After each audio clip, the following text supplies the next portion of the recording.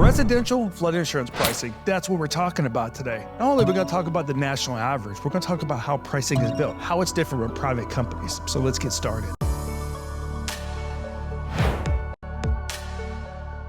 Hello, my name is Chris Green, president and owner of the Flood Insurance Guru, and more than 12 years ago, I bought a house in a flood zone. Had a terrible experience with it, and I've been helping people solve this problem for the last 12 years. Today we're talking about pricing. The one thing everybody wants to know, particularly we're talking about residential flood insurance pricing, like on a house like this right here.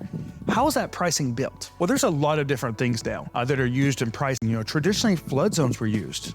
Not so much anymore. Now they're looking at things like the replacement cost of this property, the actual cost to replace this thing if it's completely destroyed. We're looking at flood frequency, the type of flooding, like is it a river?